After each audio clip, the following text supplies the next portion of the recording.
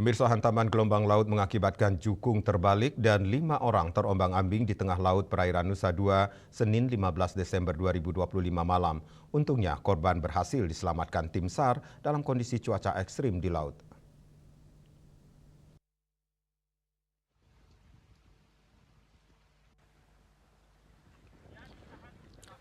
Nyoman Sidekarya, Kepala Kantor Pencarian dan Pertolongan Denpasar menyampaikan pihaknya menerima informasi yang diperoleh petugas siaga Kantor Pencarian dan Pertolongan Denpasar bahwa perkiraan waktu kejadian adalah pukul 18.00 WITA. Sesaat setelah mendapatkan laporan, diberangkatkan 5 orang personel menuju Pelabuhan Benoa untuk menggerakkan Rigid Inflatable Boat atau RIB. Proses evakuasi malam sangat beresiko karena dilakukan saat hujan deras, angin kencang, dan kondisi gelombang laut tinggi. Evakuasi malam hari di tengah lautan dengan keadaan menantang bahaya terpaksa dilakukan demi memperjuangkan peluang korban bisa ditemukan selamat.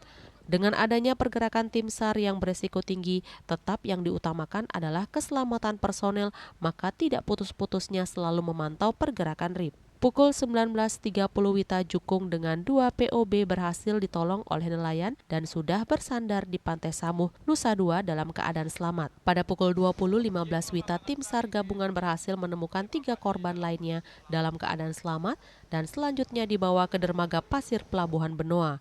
RIB kembali bersandar sekitar pukul 21.15 WITA. Identitas korban atas nama Iwayan Rawan Atmaja usia 65 tahun, Imade Sudarna usia 43 tahun, Saiful usia 35 tahun, Mangku Diesel usia 50 tahun, dan Agung Adi atau Jeleh usia 28 tahun. Unsur SAR gabungan yang terlibat selama pencarian berlangsung yakni Kantor Pencarian dan Pertolongan Denpasar, Polairut, Polda Bali, TNI AL, masyarakat, dan pihak keluarga korban. Saya atas nama pribadi Wayan Rawan Atmaja sama teman saya Saiful dan Regen telah diselamatkan oleh Basarnas Bali. Tentunya saya secara pribadi dan keluarga mengucapkan banyak terima kasih. Semoga Basarnas tetap jaya, jaya, jaya. Ya, terima kasih untuk pengabdiannya.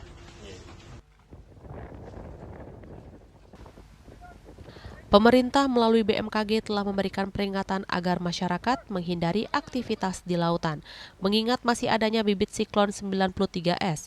Kondisi ini memberikan dampak cuaca buruk termasuk di seputaran wilayah Bali dan lautan sekitarnya. Raiswantara, Bali TV.